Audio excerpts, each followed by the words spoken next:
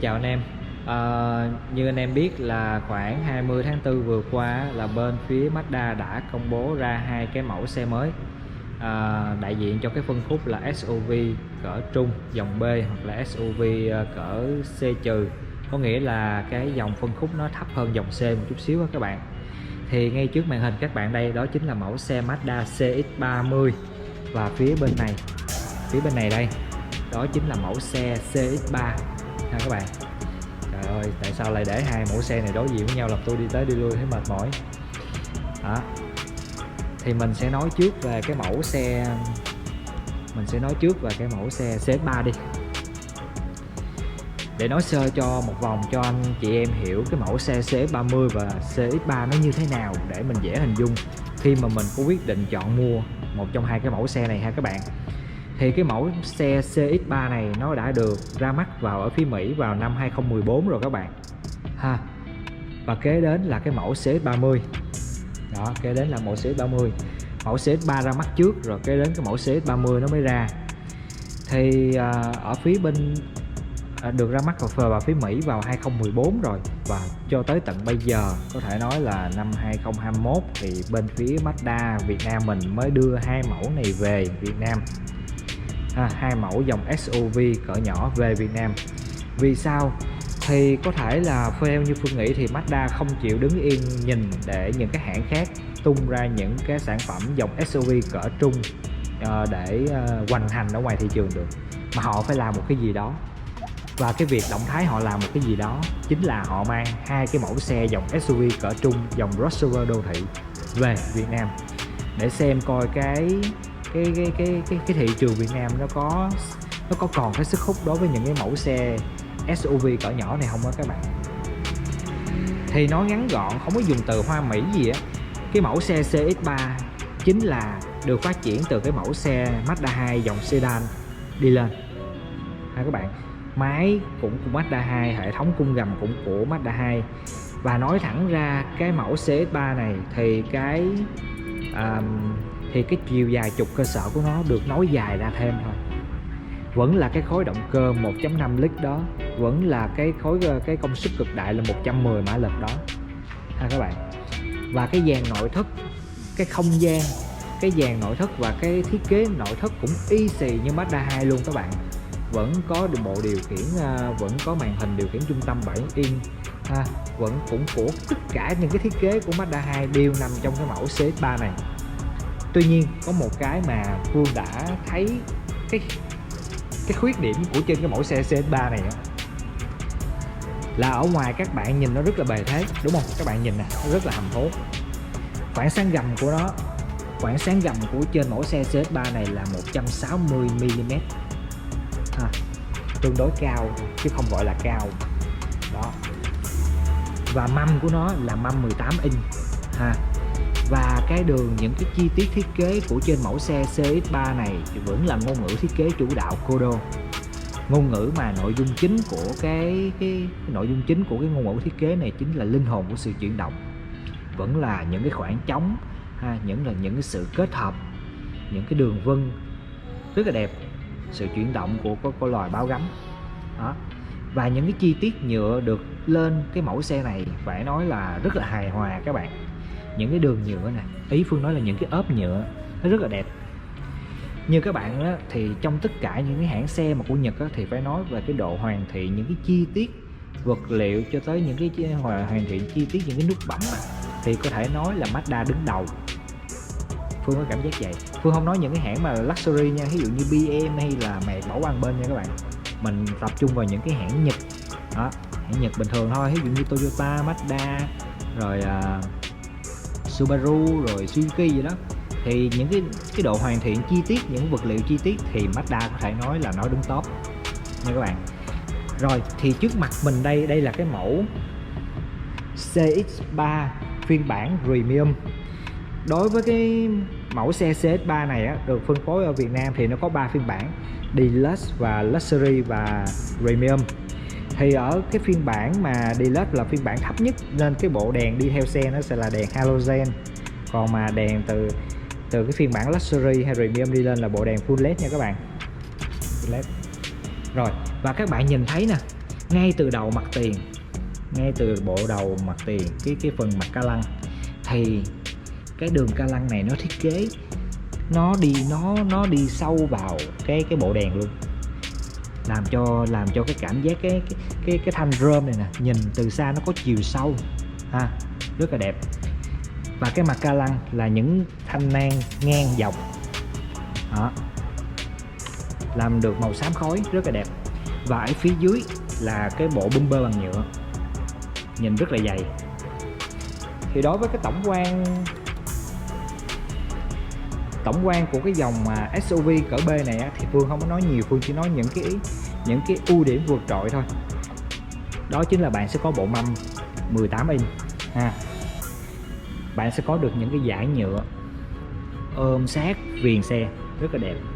Và song song với những dải nhựa đó sẽ có những cái thanh rơm đi theo. Rồi.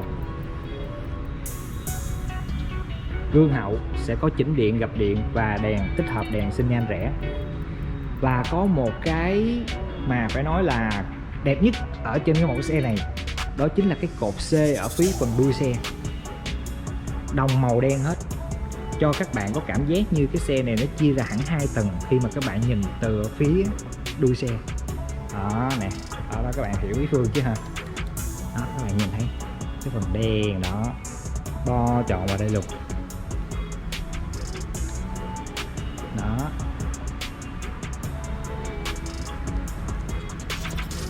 Phần đuôi xe thiết kế rất là đơn giản luôn các bạn, không có một cái nét gì gọi là điểm nhấn luôn á, nó hài hòa mọi điểm. Cái phần bumper nè, cái phần bumper được nhô ra dày lắm. Rồi. Và phần đuôi xe thì các bạn sẽ có trang bị 4 cảm biến lùi, có camera lùi, bộ ống xả đôi, nhìn rất là ngầu. Đó. Khoảng sáng gầm xe là 160 mm.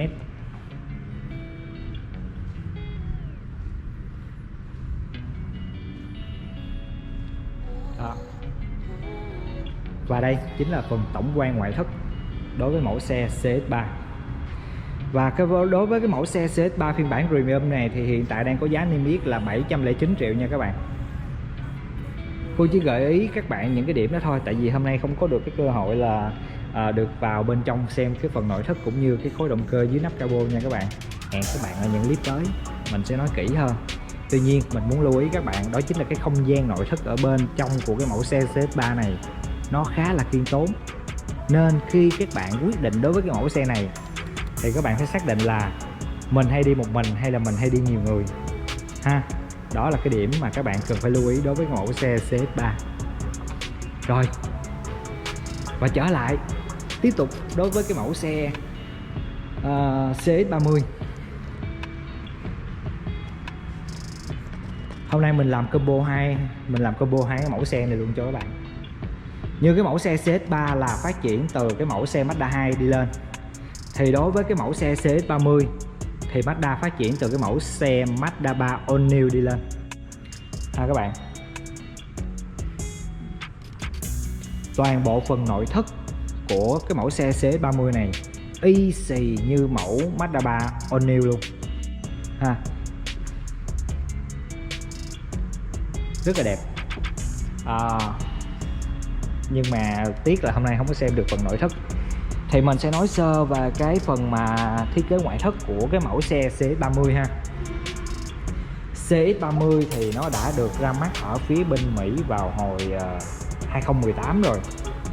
Và hiện tại bây giờ cũng như các bạn, như hồi nãy Phương nói là tới tháng 20 tháng 4 vừa rồi thì Mazda nó mới đưa hai cái mẫu xe này về bên Việt Nam ha. Và ở phía đầu xe phải nói là rất là đẹp. Cái mặt bộ ca lăng của nó vẫn theo cái ngôn ngữ thiết kế chủ đạo là Kodo các bạn ha. Cái mặt ca lăng có điểm khác biệt ở đây nè, cái thanh rơm này nè có phần nhô ra nha các bạn, nhô ra rất đẹp đó.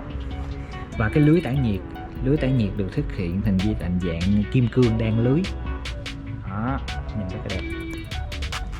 Và chúng ta sẽ có một cái đèn daylight nằm phía dưới này ha.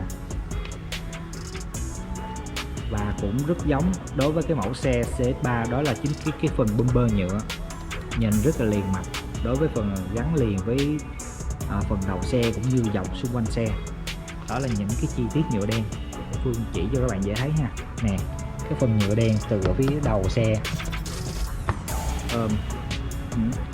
ôm dọc thân xe, đây đó, nhựa phải nói là cái phần nhựa nó khá dày luôn á các bạn.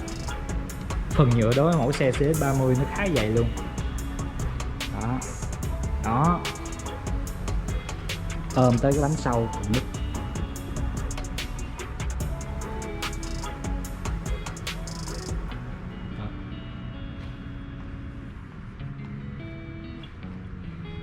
Và cái mẫu xe này để coi đây, phiên bản Luxury.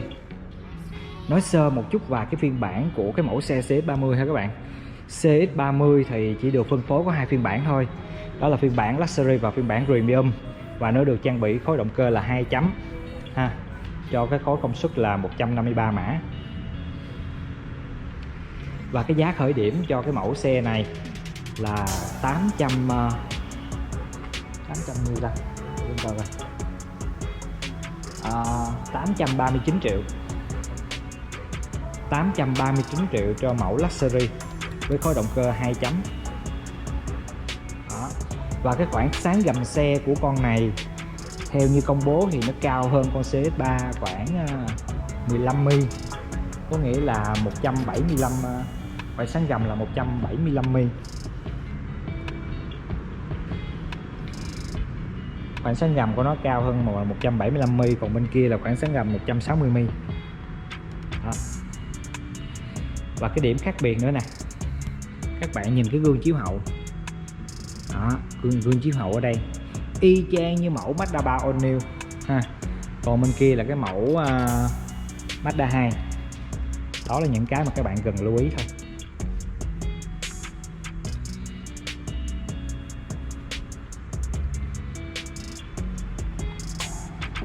Và đối với cái mẫu CS30 này á, thì nó không có làm liền mạch đối với cái góc chữ C ha.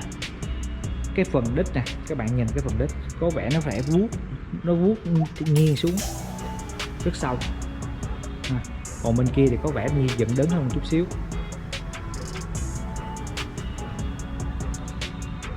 Nói chung hai mẫu xe CX3 này và CX30 này thật sự là rất là khó để nói nó nằm ở trong cái nhóm của cái người tiêu dùng như thế nào được. Rất khó các bạn.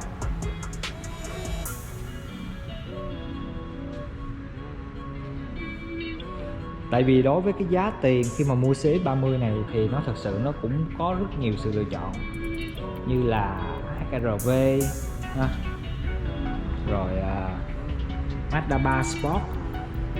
Cùng với giá tiền đó các bạn có thể chọn Mazda 3 Sport nếu các bạn đam mê cái cảm giác lái, các bạn muốn trải nghiệm cái cảm giác lái nó mạnh hơn ha.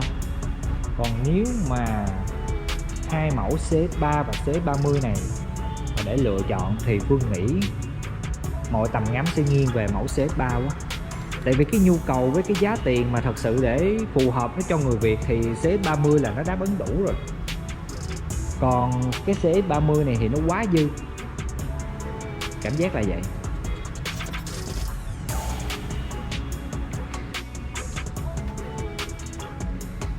Nhưng nếu mà ai mà mê cái dòng SUV cỡ nhỏ này thì Phương nghĩ là lựa chọn cái mẫu Luxury được rồi, không nhất thiết phải lên Premium nữa các bạn. Premium với Luxury nó chênh lệch nhau cái gói trang bị an toàn Actisin thôi, có cái nó cần thiết và có cái nó không có cần thiết phù hợp ở Việt Nam cho mấy ha.